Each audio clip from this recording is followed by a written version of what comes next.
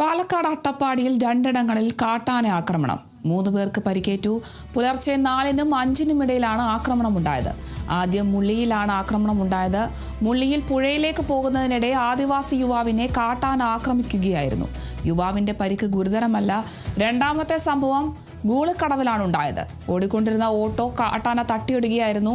തുടർന്ന് ഓട്ടോ താഴ്ചയിലേക്ക് മറിയുകയായിരുന്നു. ഓട്ടോ ഡ്രൈവർ പ്രസാദ്, യാത്രക്കാരി മിനി എന്നിവർക്കാണ് പരിക്കേറ്റത്.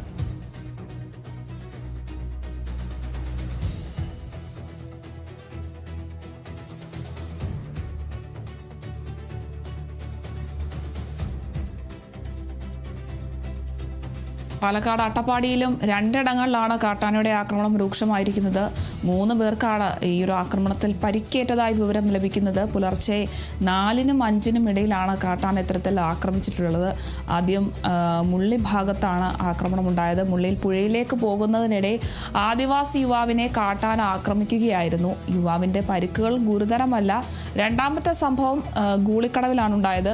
ഓടിക്കൊണ്ടിരുന്ന ഓട്ടോ ഇത്തരത്തിൽ കാട്ടാന തട്ടിയിടുകയായിരുന്നു. ഇതേ തുടർന്ന് ഓട്ടോ താഴ്ചയിലേക്ക് മറിയുകയും ഓട്ടോ ഡ്രൈവറായിട്ടുള്ള പ്രസാദ്, യാത്രക്കാരിയായിട്ടുള്ള മിനി എന്നിവർക്കാണ് പരിക്കേറ്റിട്ടുള്ളത്. എന്തായാലും വലിയൊരു ഭീതിയിലാണ് പ്രദേശവാസികളൊക്കെയും.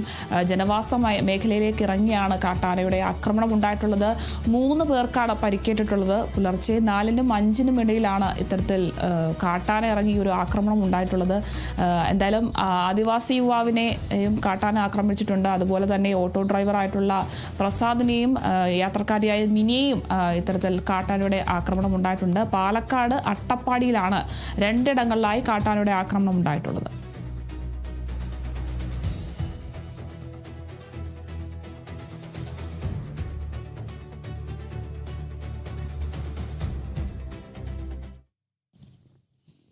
കാട്ടാനയ്ക്ക് മുൻപിൽ ഫോട്ടോയ്ക്ക് പോസ്റ്റ് ചെയ്ത് തമിഴ്നാട് സ്വദേശികൾ.